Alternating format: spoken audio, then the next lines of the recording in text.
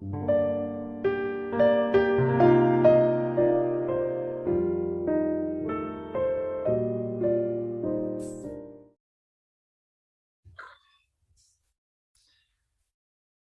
noite a todos. Meu nome é Luiz Pereira, sou trabalhador às segundas-feiras do Núcleo Fraterno Samaritano.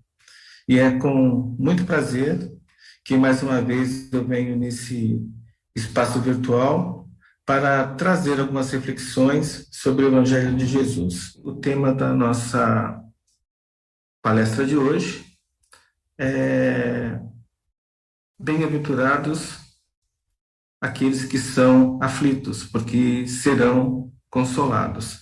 Então, eu vou fazer a leitura de Mateus, que contém esse trecho do Evangelho, só para melhor ilustrar as reflexões que quero fazer. Então, Mateus, capítulo 5, a partir do verso 1.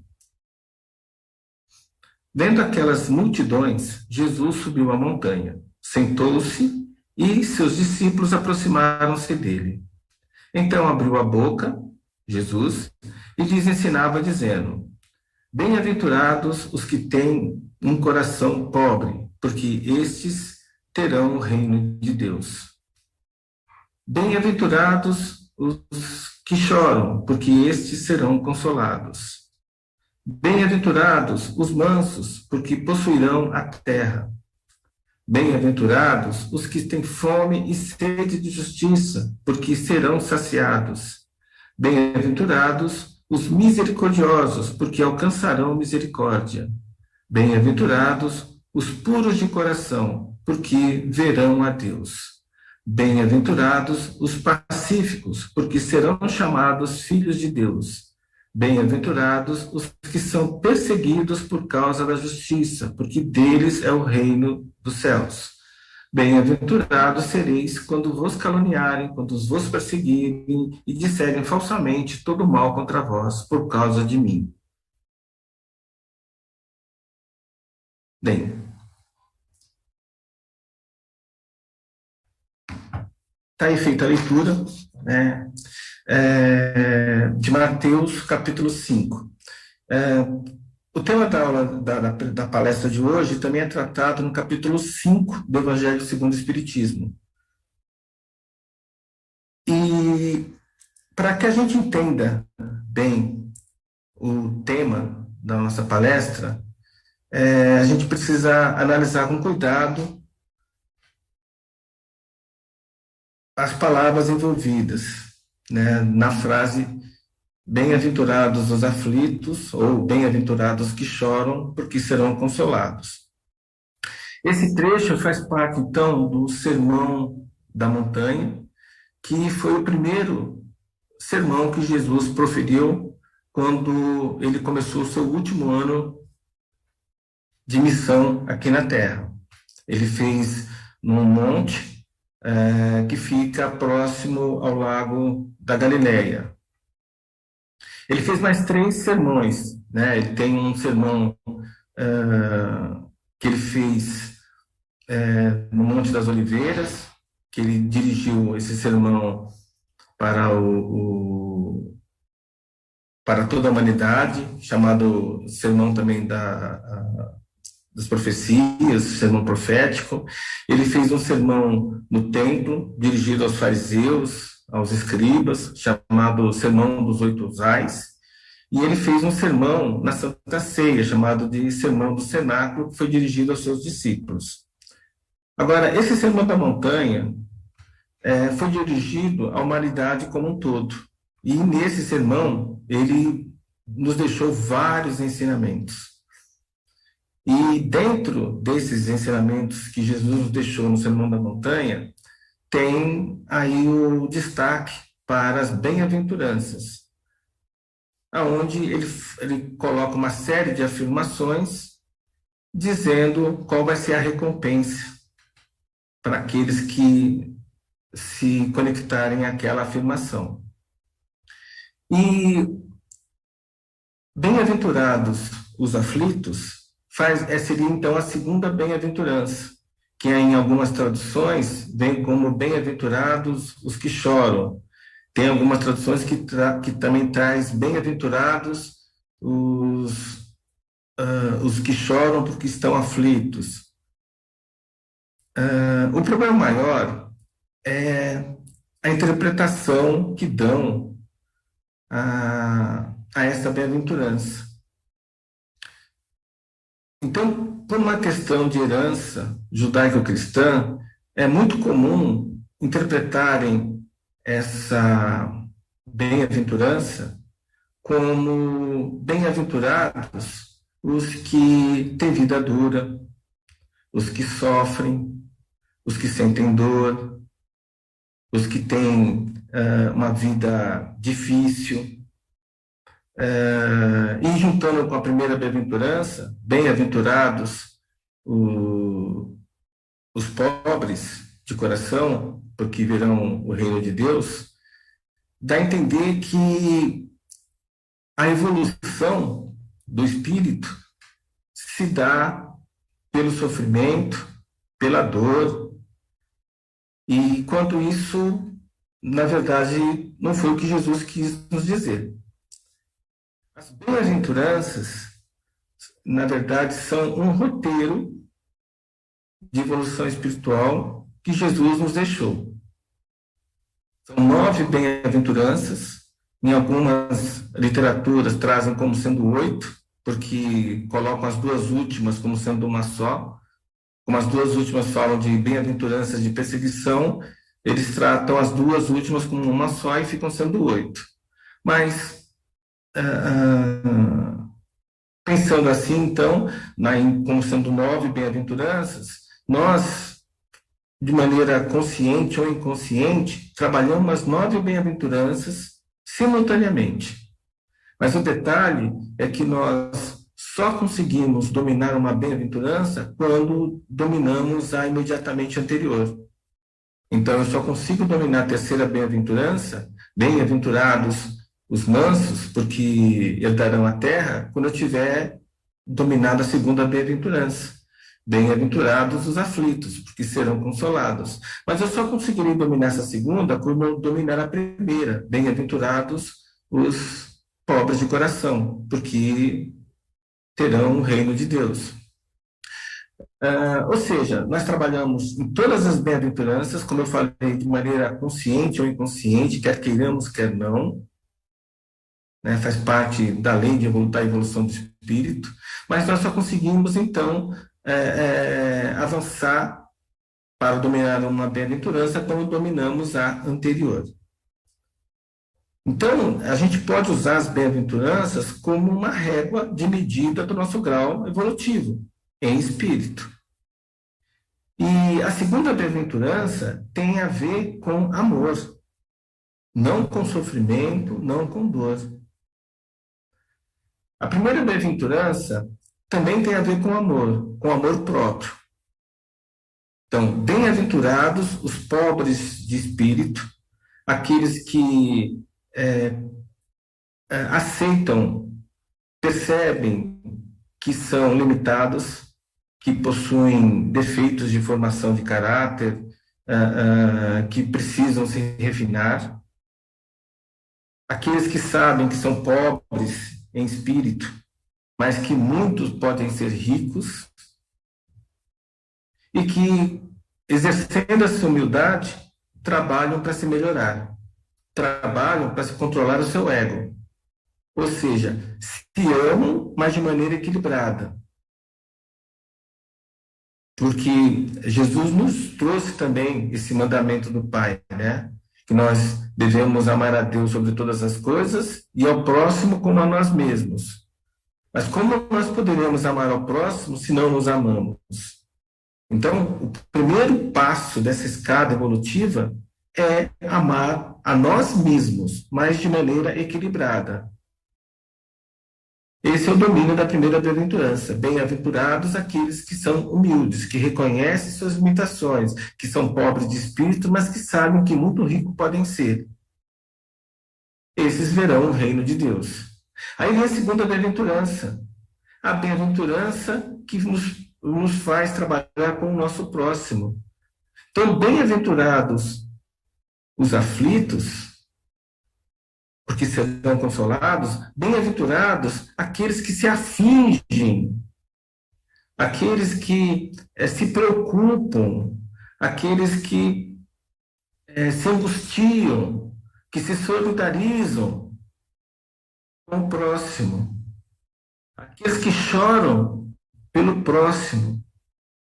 São aqueles que já estão trabalhando de maneira avançada a primeira, se já não dominaram a primeira bem-aventurança, e já conseguem agora, na segunda bem-aventurança, não só perceber as suas misérias, as suas limitações, mas perceber as misérias do próximo, as limitações do próximo. E se aflige, se incomoda, se preocupa com o próximo. Ele ama o próximo, como Jesus pediu.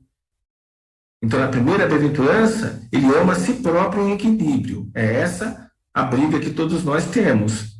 Controlar a nossa vaidade, nosso orgulho, nossa arrogância e tudo mais que é manifestação egóica, que é manifestação do nosso ego. Essa é a primeira bem-aventurança. A segunda é nós percebermos, notarmos, né, as limitações, as misérias do próximo e, no ato de amor, ajudar esse próximo, esticar a mão a este próximo. Somente aí nós vamos poder passar para a terceira bem-aventurança. Bem-aventurados os mansos, porque herdarão a terra. Bem-aventurados aqueles que estão em equilíbrio, aqueles que têm a paz interior, porque viverão bem na terra. Então, a terceira bem-aventurança, para nós conquistarmos essa bem-aventurança, o controle dela, é necessário que eu me controle, que é a primeira bem-aventurança, que eu me administre, que eu me ame de maneira equilibrada. É necessário que eu ame o próximo, que é a segunda bem-aventurança, que eu perceba, né, e me aflija, e chore, me preocupe, me angustie, me solidarize com o meu próximo, para somente aí eu poder tentar dominar a terceira. Nada impede de eu trabalhar a terceira desde já, mas a terceira indica que eu consigo encarar as minhas limitações de frente, as limitações do meu próximo de frente, e mesmo assim eu não perco a minha paz de espírito, eu me mantenho equilibrado, eu consigo viver bem na terra, porque eu vejo as minhas misérias, as misérias do meu próximo, mas me mantenho em equilíbrio, em mansuetude, em paz de espírito. E é só com essa domínio dessa terceira bem-aventurança que eu vou poder ir para a quarta bem-aventurança. Bem-aventurados aqueles que têm fome e sede de justiça, porque serão saciados. Como você pode fazer julgamentos, boas escolhas, se você não domina a terceira bem-aventurança, se você não tem equilíbrio? Então você vai fazer maus julgamentos na quarta bem-aventurança. Então você precisa trabalhar a terceira. E assim por diante. Mas voltando à segunda bem-aventurança, então a segunda bem-aventurança não nos diz que nós evoluímos pelo sofrimento, pela dor. Não há necessidade de nós sofrermos, termos uma vida rústica, de nós sentirmos dor. Não, não há necessidade disso para evoluir. Poxa, então se não é pela dor, não é pelo sofrimento que eu cresço, que eu evoluo, é como então? É pela evolução da consciência e pelo refinamento do nosso espírito. Para que a gente entenda bem como se dá essa evolução, a gente precisa trabalhar o conceito de dor e trabalhar o conceito de sofrimento. Dor é algo inerente ao ato de viver. É uma proteção para o nosso organismo, para a nossa máquina biológica de manifestação e para o nosso espírito. Então, existe a dor física e existe a dor espiritual. A dor física é o mecanismo de proteção da nossa máquina biológica, do nosso corpo físico. Se eu ficar muito no sol, Eu vou me queimar e vou sentir dor. E quanto mais eu ficar no sol, mais dor eu vou sentir para eu sair do sol. Se eu pôr a mão numa superfície quente, eu vou sentir dor para tirar a mão dessa superfície quente. A dor é uma proteção do corpo físico, mas também é uma proteção do corpo espiritual. Para que eu perceba quando fiz algo de errado ao meu espírito ou ao meu próximo, e com essa percepção eu não cometa mais esse ato que prejudicou o meu espírito ou o espírito do meu próximo. Então, dor é inerente ao ato de viver do espírito, tanto como encarnado como desencarnado. Faz parte. Nós sentimos dor quando estamos em pé, nós sentimos dor quando estamos sentados, nós sentimos dor quando estamos vendo televisão, se ficarmos sentados demais, nós sentimos dor se corremos, nós gastamos energia o tempo todo, até dormindo. Ou seja, a dor, o gasto de energia, a execução de um trabalho é constante, é o tempo todo de vida. Então, acontece. Mas e o sofrimento? O sofrimento é a dor estendida por um tempo maior do que deveríamos estender. Todo sofrimento é uma extensão de uma dor. A dor não tem como nós evitarmos, faz parte do viver. O gasto de energia e a execução do trabalho. É uma lei até. Do mesmo forma que existe a lei da evolução, existe a lei do trabalho, que Kardec listou, inclusive, no Livro dos Espíritos. Mas o sofrimento é opcional. E o sofrimento é sempre espiritual. Não existe sofrimento físico. Existe dor física que pode gerar um sofrimento espiritual. Existe uma dor espiritual que pode gerar um sofrimento espiritual, mas o sofrimento sempre é espiritual. E o sofrimento, ele pode ter uma origem numa determinada situação que nós não temos controle, ou o sofrimento pode ter origem num problema.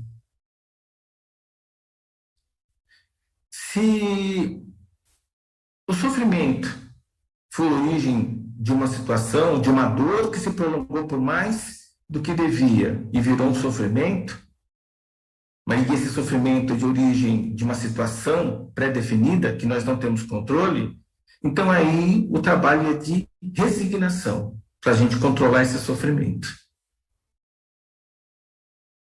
Perdi um ente querido, ele desencarnou. Eu vou sentir dor. Faz parte do viver. Não tem como evitar a dor.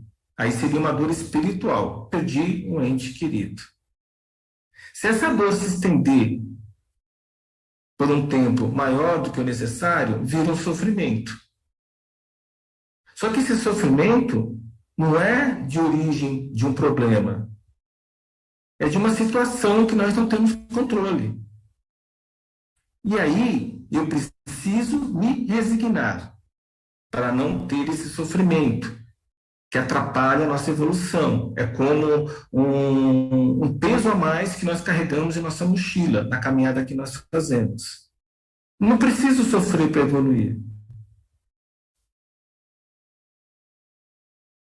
Então, eu preciso me resignar para conter esse sofrimento. Só que essa resignação não pode ser uma resignação passiva, um conformismo barato, porque aí também não é positivo para a nossa evolução. Resignar-se de maneira passiva é conformar-se. Deus quis assim, então tudo bem. Deus, o divino, nosso Pai, ele não quer nada de maneira direta para nós. Ele se manifesta através da criação, ele se manifesta através de suas leis universais. Então, a resignação passiva, o conformismo, não ajuda em nada. Só atrapalha. Existe ainda a resignação resistiva. É aquela que eu tinha um plano A, esse plano A não deu certo, eu vou para o plano B, então eu vou fazer alguma coisa, eu não vou ficar parado, né? Não vou desistir porque não vou me conformar, então eu vou me resignar de uma maneira mais positiva, eu vou tentar fazer outra coisa, vou continuar a vida, mas eu fico vibrando de maneira ruim, porque eu fico pensando no porquê que o plano A não deu certo. Por que que o divino, ou por que pessoas ou situações não permitiram que o plano A desse certo? E se aparecer oportunidade, eu vou tentar fazer o plano A dar certo. Então eu fico executando o plano B pensando no plano A. Eu deixo de viver o presente, ou vivo o presente, mas de maneira não adequada, não com plenos recursos, porque eu fico vinculado ao passado. Então a resignação resistiva também não é uma boa. A boa resignação é a resignação ativa. Eu tinha um plano A, não deu certo, então eu vou para o meu plano B com tudo que tenho. E o meu plano A vai servir só de referência, de caminhada. E essa questão da resignação, de novo, se aplica quando eu tenho uma situação que eu não tenho controle. Um ente querido desencarnou. Eu vou sentir dor, mas eu devo controlar essa dor para não virar um sofrimento. Mas se virou esse sofrimento, eu preciso me resignar de maneira ativa, para que isso não atrapalhe minha evolução. Só que o sofrimento, que é uma dor, né, espiritual, também pode ter origem num problema. E aí cabe a nós resolver. Se é um problema, tem solução.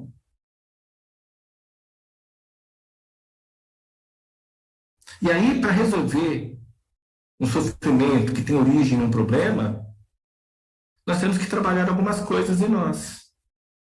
A primeira coisa é trocarmos o sentimento de culpa por um sentimento de responsabilidade. O meu sofrimento foi por um erro que eu cometi. E aí tem me causado uma dor que virou um sofrimento. Eu ter culpa não vai me ajudar. Se eu tiver remorso, pior ainda. Então, o correto é ter um sentimento de responsabilidade. Responsável, eu sou responsável pelos meus atos. Eu vou colher ou estou colhendo o que eu plantei. Porque quando eu tenho um sentimento de responsabilidade, fica mais fácil para eu admitir que errei e ter uma atitude positiva, me arrepender do erro de maneira positiva. Ah, mas quando eu tenho um sentimento de culpa, eu não me arrependo? Não necessariamente.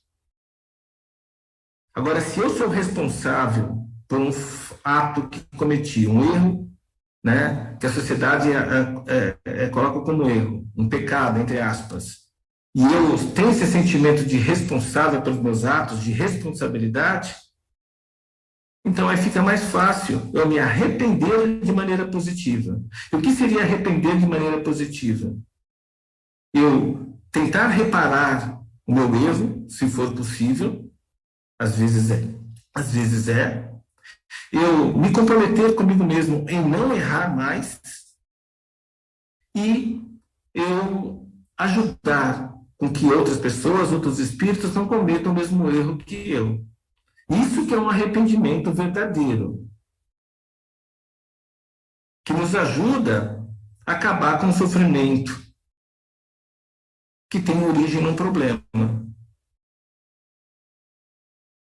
Mas, para eu resolver um problema que está me gerando um sofrimento, não basta eu trocar o sentimento de culpa pelo sentimento de responsabilidade. Eu também preciso controlar meus medos. Medo da morte, como se nós não tivéssemos um prazo de validade, como se essa encarnação não fosse só uma travessia, Um belo dia eu entrei no trem, mas vai ter um belo dia que eu vou sair desse trem. E eu não tenho controle sobre isso. E nessa caminhada que eu faço, nessa viagem que eu faço nesse trem, vai ter pessoas que vão subir em alguma parada e vão ter pessoas queridas que vão descer em outras paradas. Inclusive, eu vou descer numa das paradas. Então, é uma coisa que eu não tenho controle. Então, eu preciso controlar esse medo da morte. Mas tem outros medos que nos afligem. O medo, por exemplo, da perda, tanto da perda material como a perda de pessoas. Nós encarnamos sem nada e iremos desencarnar sem nada.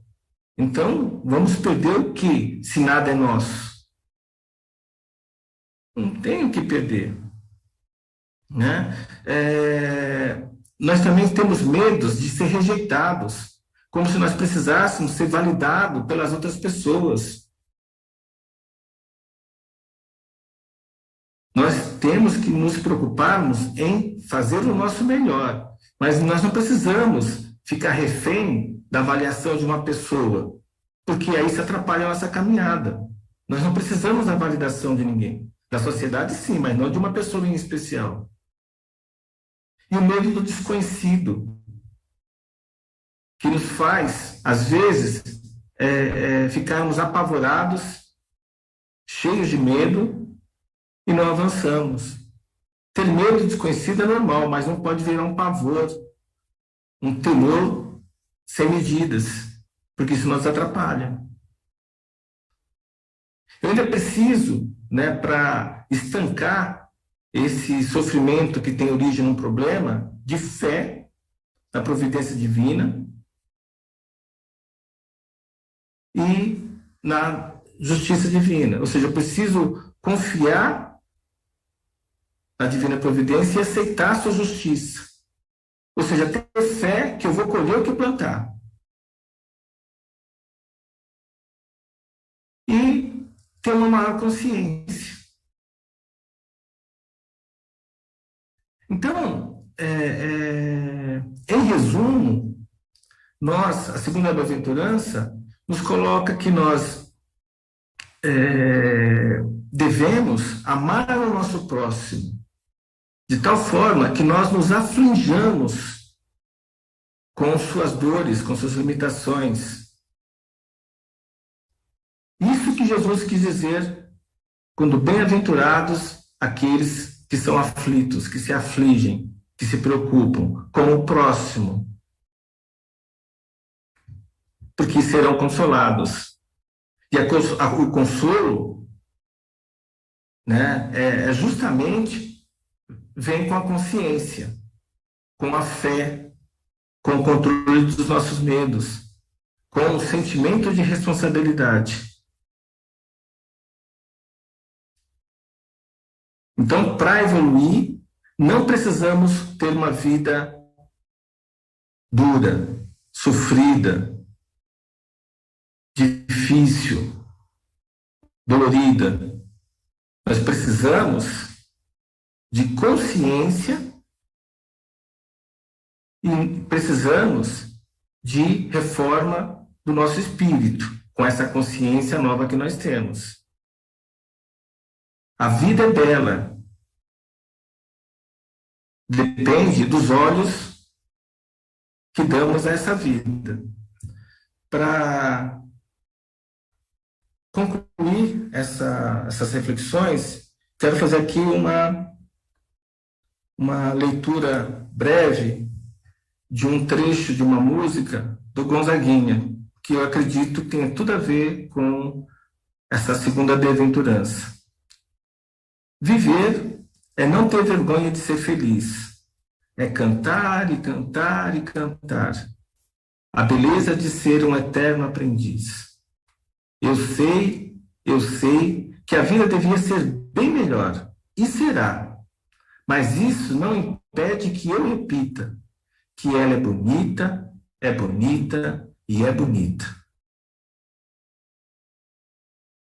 A letra completa dessa música é muito linda, mas, né, motivo de tempo eu não vou ler aqui, mas depois quem quiser dar uma lida, que é muito bonita, muito enriquecedora. Então é isso. Que possamos nós, então, termos essa consciência e podemos usar as bem-aventuranças como uma régua, como uma referência evolutiva para o nosso espírito, e que a segunda bem-aventurança nos indica que devemos amar o nosso próximo. Só que para amarmos o nosso próximo, percebermos as suas misérias, as diferenças, as suas limitações, né? Nós precisamos nos afligir, nós precisamos nos tocar, nós precisamos estar atentos. E que não precisamos, né, necessariamente sofrer para evoluirmos. A dor é inerente, mas não precisamos sofrer. O que precisamos é termos uma consciência maior, uma fé no divino e na sua justiça, não ter medo da morte. E assim, né, com essa consciência, a caminhada vai ficar muito mais fácil. Bem, desejo a todos, então, uma grande semana, com muita saúde, que a paz e o amor de Jesus estejam sempre entre nós. Que assim seja, graças a Deus.